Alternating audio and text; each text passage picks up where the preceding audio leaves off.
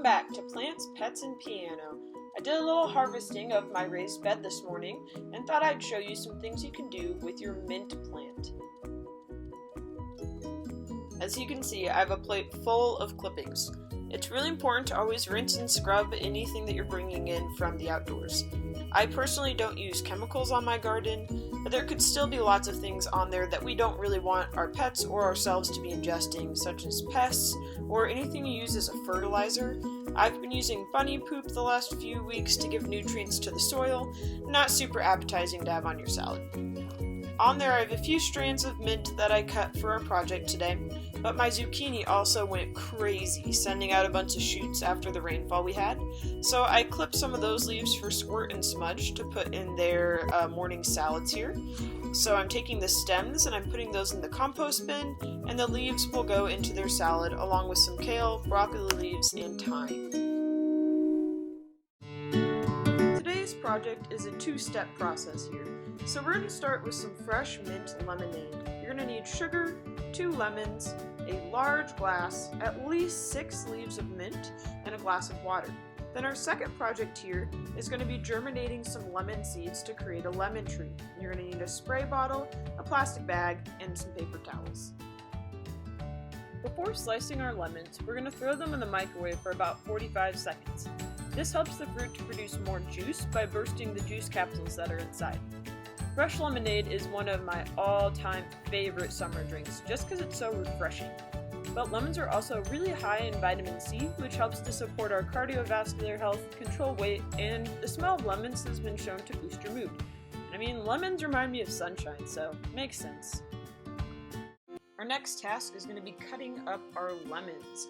I prefer to make them into slices just because I think it looks prettier when you put them into your jar later, but that is completely up to you. Using your knife and a cutting board, I would highly recommend a cutting board because after you microwave those suckers, they're going to pee all over the place. Okay, you want to have something that's going to catch that juice so you can still use it later.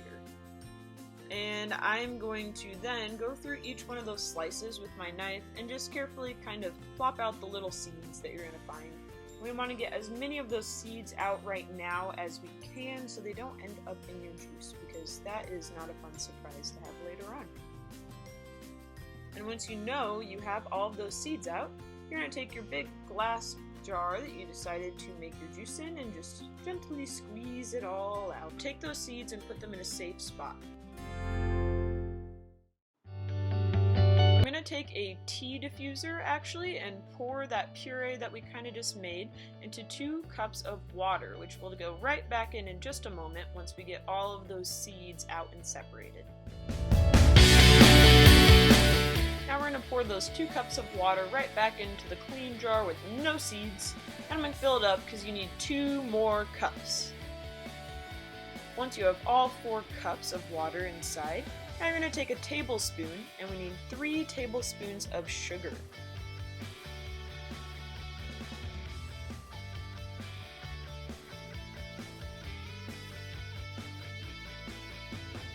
Take some kind of a wooden spoon or something and just make sure that sugar really gets dissolved in there. Now the best part, to do a taste test. Make sure that personally you like the lemon to sugar ratio, not too bitter, not too sweet. This one, perfect! Then I'm going to take my mint leaves, and I'm not going to use all of this, I'm just going to pull off about 6 or 7 leaves maybe. Notice I also threw one of my lemon circles in to kind of help diffuse a little more of that lemonness, and then we're going to throw those mint leaves right on in, and again, stir it up.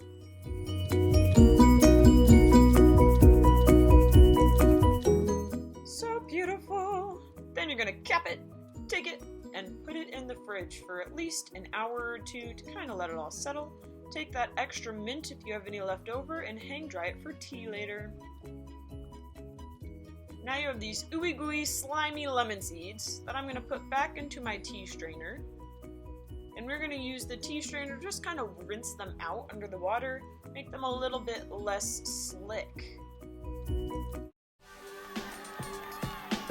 Now, dry off those lemon seeds. They should be a little less slimy, but not much. You're going to see me drop it about 30 times here. Using your fingernails, you're going to want to peel off that outer layer of the shell. And this would usually be done in nature by the seed. That's like its first step it has to overcome to grow roots. But we're going to speed that process up just a little bit by doing it for the seed. That shell casing helped to keep it safe from the acid in the lemon while it was inside of the fruit, but now we need for the roots to grow, so peel it off. Here you can see on the left a not peeled and on the right a peeled seed. So I'm doing a little bit of a science experiment here. On the left I have my not peeled and on the right the peeled lemon seeds on a clean paper towel. You're going to take a spray bottle. We're going to need to soak these guys and give them some good watering. So just spray them down. And once they've got a good little soaking there, we're going to start folding over this paper towel to kind of mimic having its soil surrounding a seed. Make sure that they're still nice and spread out though, so each seed still has its own space to sprout. And then I'm actually going to spray it once more. I do not have my heating pad handy, so we're going to mimic the heat of the sun by throwing it in the microwave for literally 5 seconds at most.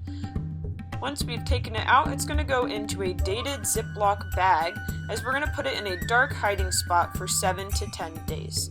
I just write it in my calendar, set a reminder, put it in a dark spot, and forget about it for a little bit. Congrats! Now you have some fresh mint lemonade and a seed with a new plant on the way. So check back next week and we'll give you the next steps on what to be doing with your little lemon seedlings. Until then, thank you for joining us on Plants, Pets, and Piano.